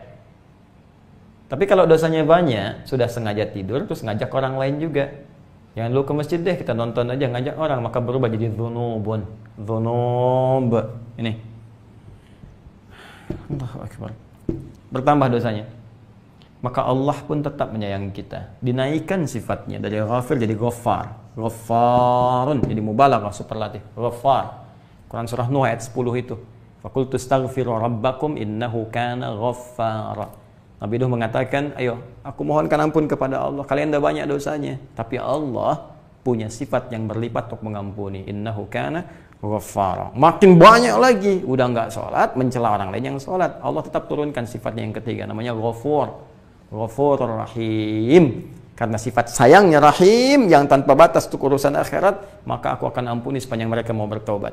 Ghafur. Kalau kita meminta semuanya itu, baik itu sifat ghafirnya, ghafarnya, ghafurnya, maka rubah derivasi sorofnya di ilmu sorof, ya, dengan menggunakan kata istaghfara yastaghfiru. Istighfar, minta ampun untuk mendapatkan ampunan. Ampunan yang disebut maghfirah. Jangan-jangan selama ini dititipkan harta salah mengelolanya, minta ampun. Jangan-jangan selama ini dikasih fisik salah menggunakan fisiknya. Mata untuk melihat yang baik jadi lihat yang buruk, telinga mendengar yang baik jadi dengar yang buruk, kaki melangkah pada yang baik digunakan pada yang buruk. Salah, minta ampun. Jangan-jangan imannya nggak bersih selama ini, ria, sholat ria, infak ria, ceramah ria. Bisa jadi, jangan dikira Ustadz selamat, belum tentu. Ya, belum tentu. Makanya saya juga mohon doakan sekali. Doakan supaya benar menata hati, benar cara menyampaikan. Ya, karena tidak mudah untuk berdakwah, apalagi dalam situasi seperti sekarang. Ya, dulu Nabi mengingatkan ada orang-orang berdakwah hanya mencari popularitas. Orang bertanya apa maksudnya gitu kan? Orang dulu menafsirkan banyak jamaah, sekarang baru ketahuan. Popularitas lewat media sosial, hanya pengen nambah subscriber. Ya, lomba-lomba bikin konten, bikin ini supaya banyak yang nyimak, supaya naikin subscriber, kan jadi dunia akhirnya. Karena itu mohon didoakan supaya kita benar, semua kru juga benar, ya, arahnya benar, kemudian banyak kontemplasi, banyak merenung, banyak ingat akhirat dan sebagainya. Maka apa yang disampaikan itu akan menghunjam ke jiwa, ke dalam hati, bukan sekedar jadi berita, informasi yang sampai ke akal lantas hilang, tidak menjadi amalan, itu tidak kita inginkan. Ya, kita saling mendoakan, doakan ustaz-ustaz, semua ustaz doakan tanpa kecuali. Ya, diberikan petunjuk oleh Allah, disayang oleh Allah, diikhlaskan hatinya dan sebagainya, dan dibeningkan dalam setiap apa yang menjadi uraian dan paparannya. Kembali ke sini teman-teman sekalian. Nah, ini maghfirah. Jadi sebelum kita memulai untuk amalan ini, karena ini amalan puncak nih, dalam konteks mengupgrade ya, mengupgrade ke sini. Nah, kita belum bicara yang lainnya. Di antara amalan hati, fisik, harta menempati posisi tinggi. Ya, setelah ini. Dengan dasarnya ini. Nah, karena ini berada di tingkat yang tinggi, maka Allah menginginkan kita mengoreksi diri dulu, benarkan dulu semuanya. Caranya, orientasi dan sebagainya. Istighfar dulu. Jangan-jangan selama ini salah langkah, salah tujuan, salah niat. Maka kejar maghfirah dulu. Minta ampun dulu, istighfar dulu. Wasari'u ila maghfirah. Dan kalimatnya menggunakan sara'a. Sara'a. Sebetulnya saya mau terangkan di serupa, tapi tak sama. Tapi malam ini penting saya bahas, karena belum tentu kita hidup sampai keterangan berikutnya, gitu kan? Ya, perhatikan. Sering diterjemahkan serupa.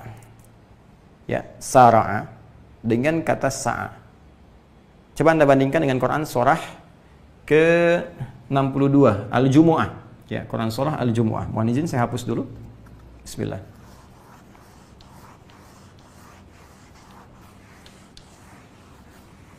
Bandingkan Quran surah Ali Imran. Saya tuliskan nama suratnya saja ya. Ayat 133 dengan Quran surah Al-Jumu'ah. Besok ya, ayat yang ke-9, paling kiri sebelah atas. Yang ini pertama di kanan sebelah atas, di kiri paling atas. Mohon izin ya supaya cepat saja. Saya tidak bermaksud menyampaikan apapun atau mengesankan bahwa tahu nomornya, tidak. Ini untuk mempercepat supaya yang nyari-nyari mudah menemukan. Lihat sini. Yang ini wasari'u ila maghfirati min rabbikum. Ila maghfiratim mir rabbikum. Yang ini Al-Jumu'ah ayat 9. Ya ayyuhalladzina amanu idza nudiya lis-salati min yaumil jumu'ati fas'au ila dzikrillah. Fas'au ila dzikrillah. Wa dzaril bai'. Lihat sini. Yang ini wasari'u, yang ini fas'au. Diksinya beda kan? Coba lihat bacaannya aja beda. Satu wasari'u, dua fas'au. Udah beda. Tapi menariknya di mushaf terjemahnya sama. Bersegeralah. Hai orang-orang beriman, ya ayyuhalladzina amanu idza nudiya lis-salati min yaumil jumu'ati, jika telah tiba seruan menunaikan salat Jumat, fas'au, maka bergegaslah. Segeralah, cepatlah ila dzikrillah, untuk mengingat Allah. Siap-siap menunaikan salat Jumat. Yang ini wasari'u, dan bersegeralah. Ini bersegera, ini bersegera. Sekarang kalau katanya berbeda, kenapa terjemahannya sama? Ya, kalau terjemahannya sama, kenapa katanya beda? Perhatikan sini teman-teman. Inilah pentingnya kita memahami kedalaman dalam gramatikal bahasa Arab, sehingga kita bisa selain meningkatkan keyakinan kepada Allah bahwa Al-Quran itu benar berupa firman Allah, bukan karya manusia, bukan buatan manusia, sekaligus kita bisa mendalami wawasan Al-Quran yang luar biasa luasnya dan indah kita mendapatkan hikmahnya. Perhatikan baik-baik. Sara'a itu sifat bersegera tanpa perlu menggunakan banyak persiapan. Bahkan kalau bisa nggak usah banyak mikir, langsung kerjakan. Karena itu kalau orang sekarang memerintah pengen cepat-cepat dikerjakan, ya jangan kerjakan ini dulu, itu dulu, cepat sekarang. Maka orang Arab akan mengatakan, surah ya gulam. Ya. Nah, cepat kerjakan. Ya akhi surah. Ya, sedang ngapain sih? Ya, bapaknya mengatakan, ya itu bilal madrasah. Ya Abi, pergi ke sekolah. Siapa? Tapi masih kerjakan ini, kerjakan itu. Bapaknya berkata, surah ya gulam. Ya bni surah. Anakku cepat sana, ngerjain apa lagi sih? Nah, jadi surah, sara'a, yasra'u, sari, sara'a, yusari'u, sari'u. Akar utamanya dari kata sara'a. Ya, dari kata sara'a begini. Sara'a yasra'u, ya sura'atan sifatnya, isra' kata perintahnya, tambah alif ya mufa'alah jadi sara'a yusari'u. Artinya sifat bergegas dengan tanpa diiringi persiapan-persiapan macam-macam lagi, artinya sifat menuntut kesegeraan dengan cepat. Sebaliknya, is'au dari kata sa'a yas'a, is'a ini menunjukkan sifat bersegera, bergegas, tapi masih memungkinkan kita menyiapkan diri dengan sempurna untuk mengerjakan apa yang ingin dilakukan. Ya, kalau yang ini masih ada persiapan, bersegera tapi siap-siap dulu. Ya, makanya kesiapannya itu disampaikan dalam jangka waktu yang masih ada jeda cukup panjang. Ya, lihat baik-baik. Indah sekali. Ketika ayat ini turun, fas'au ila dzikrillah, cepat-cepat kamu merespon seruan Allah untuk menunaikan sholat Jumat. Tapi bagaimana petunjuk Nabi mengerjakannya? Hei, bukan berarti menunggu sampai adzan tiba kamu berangkat. Kata Nabi, mandi dulu, pakai wewangian, kejar saf pertama sebelum khatib naik. Bisa nggak kebayang teman-teman sekalian? Adzan zuhurnya misal 11.44, ya terus Anda mesti mandi dulu, sunnah muakkadahnya, pakai wangian dulu. Kira-kira jam berapa Anda siap-siapnya? Minimal kan jam 11, bisa mandi, pakai wangian, datang lebih awal, tahiyatul masjid, Jumatnya belum mulai, ya. Jadi jangan diartikan tunggu adzan baru datang, tidak. Ada persiapan di sini, itulah keindahannya. Jadi sebelum menunaikan sholat Jumat, karena ini luar biasa, ada jedanya, ada persiapannya, bahkan kalau perlu rencanakan sepekan sebelumnya. Jumat besok akan ada tanggal sekian, saya siap-siap, baju disiapkan, gantungkan, istri sudah menyiapkan setrika, siapkan wewangiannya. Ya, sebelum Jumat, bikin alarm, sampaikan pada suaminya, sayang, bentar lagi Jumat, hari baik, papa perwakilan keluarga ke masjid ya pak, baju udah siap, parfum siap, semuanya. Tolong pak, nanti saat khatib duduk di antara dua khutbah, berdoa ya Pak untuk keluarga kita, semoga Allah berkahi, semua rezekinya halal, kita diberikan kemudahan dalam situasi yang kita alami saat ini, kita dikumpulkan lagi di surga, keluarga kita didamaikan, hidup nyaman, mama dan keluarga titip ya Pak ya, semuanya kita saling mendoakan. Indah. Coba selama ini apa yang dikerjakan dalam Jumat? Pasau. Tapi kalau mau tobat, gak usah banyak persiapan. Apalagi yang salahnya siang, merencanakan malam. Ya belum tentu nyampe, Joni. Anda salah siang, pengen tobat saat tahajud. Begitu asar meninggal, kapan tobatnya? Anda salah malam, salahnya ba'da isya. Rencana pengen tobat, nantilah menjelang subuh. Begitu tidur, nggak bangun lagi. Nggak nyampe. Karena itu kaidah mengevaluasi diri. Nggak usah tunggu banyak waktu. Begitu merasa salah, terfikir salah, seketika istighfar. Makanya dalam episode kehidupan manusia itu pasti akan ada lintasan-lintasan takwa itu yang akan melewati nafsu dan mengingatkan karena kita pernah berbuat salah. Kalau nggak percaya silakan. Tiba-tiba lagi sendirian, pernah ingat salah. Nah itu anugerah Allah. Begitu diingatkan seketika istighfar. Dan dalam kesendirian Anda ketika Anda minta ampun, ya Allah, saya pernah salah dulu ya Allah. Saya pernah mencela si fulan, saya pernah menghujat si fulan, saya pernah berbuat maksiat, saya pernah begini. Dalam kesendirian ketika Anda tertidur, malam-malam bangun ingat itu, menangis Anda, itu jelas sudah selesai. Selesai riwayatnya, diampuni dosa-dosa yang ditangisi itu oleh Allah Subhanahu wa taala. Maka dari itu, sebelum kita memulai beramal, berharap dapat surga yang dijanjikan tadi, wa jannatin arduhas samawati wal ard, berharap mendapatkan surga, bergegas. Itu Allah yang motivasi loh. Ya cepat, supaya kamu pulang nanti bagus. Pulangnya enak, pulangnya bersih. Kamu akan meninggal kok. Kalau bahasa halusnya begitu. Ya Allah kasih kabar ke kita, hei, cepat bersihkan diri. Bersihkan keadaan kamu nanti akan meninggal. Ya, siap-siap dulu, nanti di akhirat ada begini. Buktinya telah banyak kok. Kalau nggak percaya, coba lihat sekitaran kita. Kan banyak yang meninggal. Bahkan Anda yang nyolatin duluan. Bahkan Anda yang mengantar ke alam kubur. Besok-besok kan bisa jadi Anda. Ya, bisa jadi kita. Saya, Anda, kita. Bisa pulang. Kalau Allah sudah tampakkan dalam kehidupan dunia, belum yakin juga. Mau sampai kapan kita merasa yakin? Karena itu kata Allah, cepat siap-siap. Ya aku siapkan ini. Kalau nggak percaya, ya kamu kerjakan aja dulu. Kerjakan dulu. Toh nanti nggak ada ruginya ketika pulang kamu lihat juga. Nggak ada ruginya ya kan? Semua akan pulang.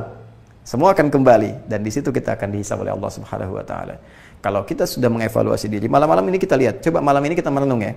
Ajak keluarga, dudukan dengan baik supaya teratur. Ya, supaya benar, teratur, ngobrol.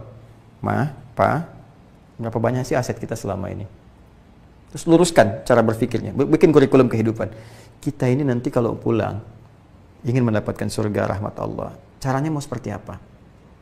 Papa coba dilihat, Pak, titipan Allah apa nih ke Papa? Oh ternyata Papa kedudukan, Pak. Iya Pak, kita manfaatkan kedudukan Papa supaya benar, supaya Allah ridha. Toh satu saat bisa berganti kedudukan ini.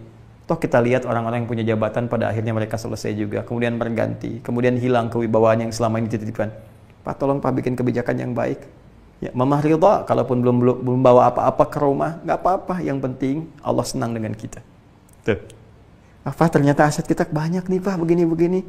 Ya, toh di alam kubur juga nggak semuanya kita pakai Pak. Hanya 2 meter, 3 meter. Tapi kan dalamnya bisa luas sesuai amalan kita. Yang ada sekarang nggak akan dibawa. Coba kita ukur. Ada yang lewat ilmu, ada yang lewat, ya kalaupun dengan tenaga nggak apa-apa. Tapi semua keluarga dapat tarbiyah sehingga tuntutannya sama. Nah ini yang satu pengen tenaga, yang istri pengen kaya, yang nggak akan nyambung. Duduk dulu dua-duanya, pikirkan. Setelah itu istighfar. Setelah istighfar, yang akan muncul kelapangan hati. Begitu hati telah lapang, nanti Allah berikan taufik. Dari taufik itulah ada bimbingan untuk menata jalan kehidupan lebih baik. Begitu caranya. Jelas ya? Nah, jadi ini di puncak ayat yang ketiga, wa mimma razaqnahum yunfiqun, dengan infak itu nanti menjadi instrumen takwanya meningkat pada bagian yang ketiga. Kemudian janji pahalanya pun meningkat. Setelah itu pemberian akhiratnya pun tidak sama dengan yang biasa-biasa.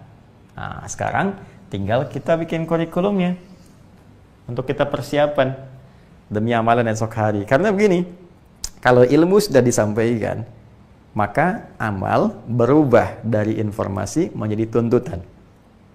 Sebelum masuk ke tuntutan, ada tantangan. Ditantang dulu tuh, mau mengupgrade gak level kita?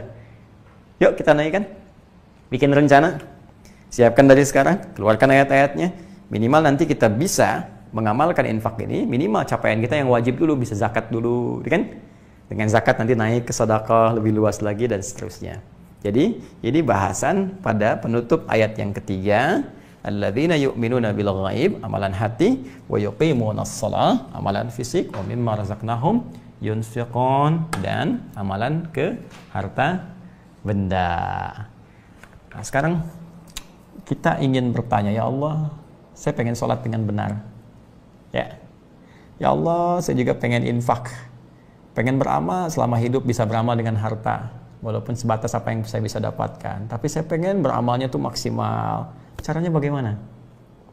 Referensinya seperti apa?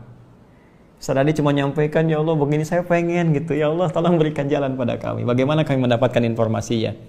Ya pengen bekerjanya mudah, pengen seperti sahabat dulu. Walaupun ada perjuangan di awalnya, setelah itu bisa nikmat beribadah. Pengen seperti Utsman bin Affan, kaya tapi tiap malam tahajud, setiap hari bisa khatam Quran. Ya, kami pengen seperti itu. Bagaimana caranya ya Allah? Maka kalau ingin seperti itu, mesti dinaikkan lagi, di-upgrade lagi instrumen takwanya pada bagian yang keempat. Dan ini puncaknya. Kalau yang keempat ini didapatkan, maka secara otomatis yang 1, 2, 3 akan mengikuti. Ya, saya ulang. Kalau yang keempat ini bisa kita dapatkan, maka yang 1, 2, 3 itu akan ikut dengan sendirinya. Ya, maka yang keempat ini naik kemudian ayatnya menjadi ayat yang keempat. Kita bacakan, walladzina yu'minuna bima unzila ilaik wa ma unzila min qablik wa bil akhirati hum yuqinun. Bagian yang keempat, orang-orang yang bisa mengupgrade nilai takwanya, menjadi orang yang bertakwa dalam pandangan Allah, termasuk kalangan spesial yang dapat keutamaan istimewa, adalah walladzina yu'minuna bima unzila ilaik, adalah mereka orang-orang yang terbuka kesempatannya, lelaki, perempuan, tua, muda, semua bisa masuk dalam level yang keempat itu. Syaratnya yu'minuna bima unzila ilaik, mereka meyakini dan mau mengamalkan semua yang kami turunkan kepada Muhammad sallallahu alaihi wasallam, ya, wa ma unzila min qablik. Demikian pula mereka meyakini seperti Allah telah menurunkan pada nabi-nabi sebelumnya pedoman-pedoman yang telah diturunkan kepada mereka semua. Maksudnya apa? Maksudnya kita diminta melihat, orang-orang dulu yang sukses bahkan sebelum Nabi Muhammad SAW, mereka semua mendapat petunjuk dari Allah Subhanahu wa taala. Allah yang bimbing mereka lewat nabi-nabinya, Allah yang bimbing mereka lewat rasul-rasulnya, Allah yang bimbing mereka lewat petunjuk-petunjuk Allah. Kalau kamu yakin dengan kesuksesan mereka, maka aku pun turunkan kepada Nabi Muhammad SAW pedoman-pedoman yang bisa membuat engkau lebih dekat dengan Allah, sukses dalam hidupmu. Cuma syaratnya yakini semua pedoman itu dan amalkan semua tuntunan yang dibawa oleh Rasulullah SAW. Wabil akhirati hum yuqinun, dan yakin terhadap ketentuan dan hukum akhirat yang nanti suatu saat kamu akan dapatkan itu semua. Sekarang pertanyaannya, apa yang Allah turunkan kepada Rasulullah SAW sebagai pedoman kita untuk mengupgrade takwa pada level yang keempat ini, sehingga dengan level itu 1, 2, 3 akan ikut, ya. Kemudian apa contoh-contoh di masa lalu yang kita yakini menjadi informasi bagi kita saat ini. Jangan salah menerjemahkan. Nanti kita akan bahas. Jangan salah menyimpulkan. Kalau Anda simpulkan keliru, bisa jadi paham yang salah.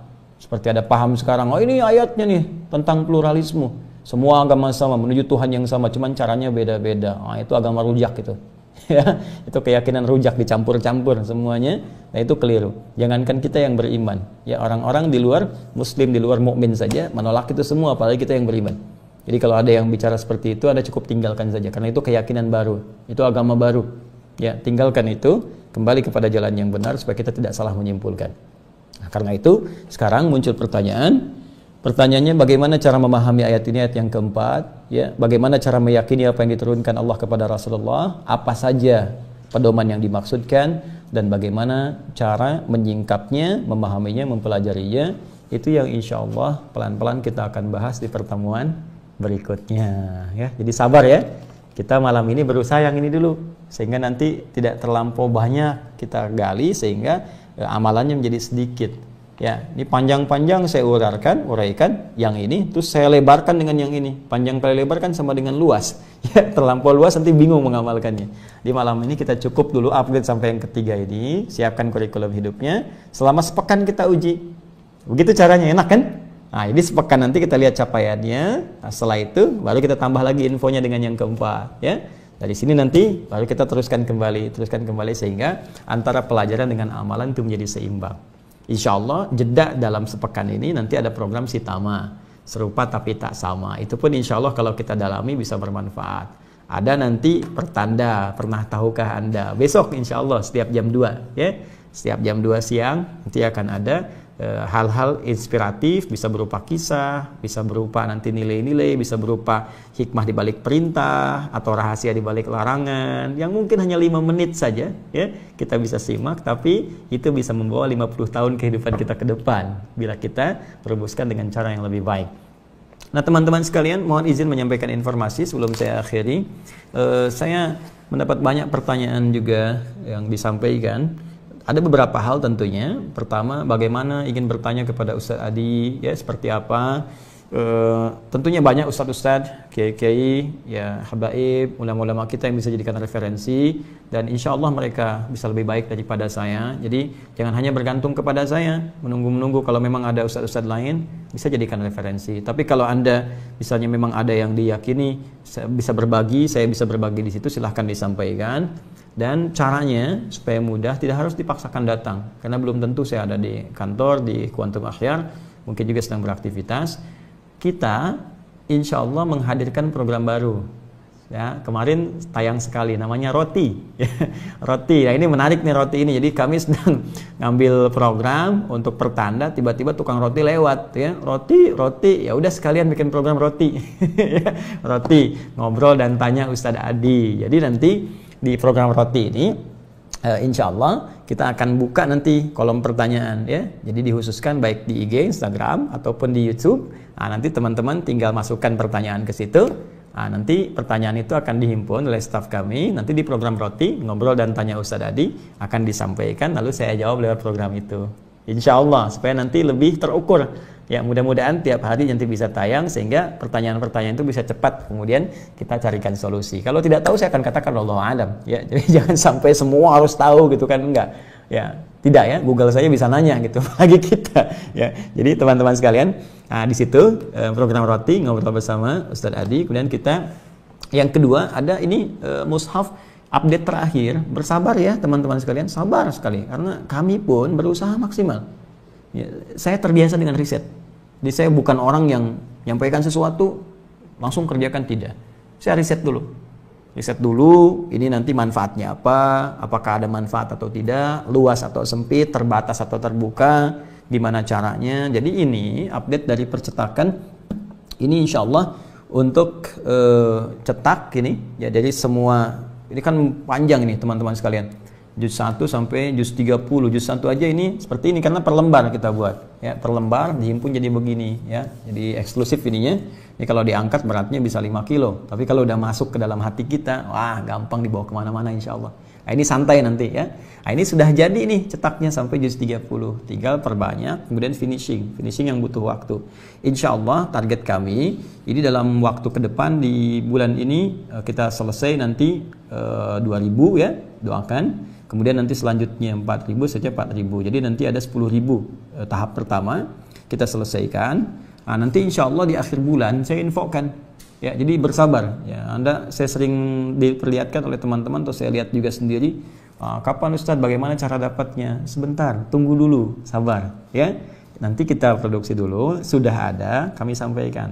Dan saya sekali lagi berkomitmen. Saya tidak ingin Anda sekedar mendapatkan ini, tapi kami akan buat sebuah sistem yang dengan itu, ya, kita disupport untuk mau mengamalkan. Ya. Apa yang kita dapatkan ini nanti insya Allah. Maksudnya apa? Saya akan bikin sistem yang memaksa kita itu menghafal. Bukan sekedar jadi koleksi. Saya nggak pengen jadi koleksi. Ini bukan untuk koleksi. Ya, bukan untuk koleksi. Tapi untuk bekal akhirat kita supaya bisa dibawa pulang. Jadi kami telah siapkan, ada tim teman-teman. Ada 40 musyrif, pembimbing. Kita bikin sistem. Ada teman-teman yang di bagian aplikasinya. Teman-teman di bagian komputerisasinya. Ada, insya Allah kita siapkan. Tempatnya juga kita siapkan khusus.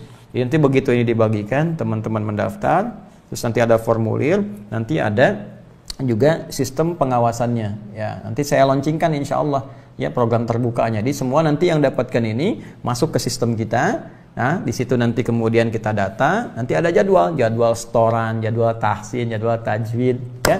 Dan ini insya Allah kita bisa berlangsung online. Jadi teman-teman dimanapun, begitu akan setoran nanti ada tuh, dan ada formnya. Ya, jadi kalau ada setoran sehari nggak setoran, nah itu nanti ada pengingat tuh. Ya, nanti ada form. Kenapa nggak setoran? Kalau perempuan misalnya datang bulan, checklist, nanti ada waktu lagi yang lain. Karena ada target. Laki-laki nggak usah cari celah. Perempuan datang bulan, laki-laki datang matahari misalnya nggak ada. Pokoknya ada form. Jadi nanti targetnya selesai dalam setahun. Kita ada target, nanti kita bimbing. Ini paling maksimal setahun setengah selesai 30 juz. Karena santai. Ya, kalau mau cepat 30 hari nanti ikut yang lain. Nanti form itu diatur selama 1,5 tahun, ya paling cepat setahun ada untuk percepatan. Selanjutnya nanti kalau bagus ada upgrade lagi untuk ke nomor. Jadi dari setoran itu akan disusun. Nanti saya tunjukkan, ya ada karena ada buku penyerta dari sini. Setelah selesai, baru kemudian nanti ada wisuda. Ya insya Allah, dan semua insya Allah dapat sertifikat, dapat ijazah, dan mudah-mudahan Allah ridha. Itu saja. Jadi bersabar.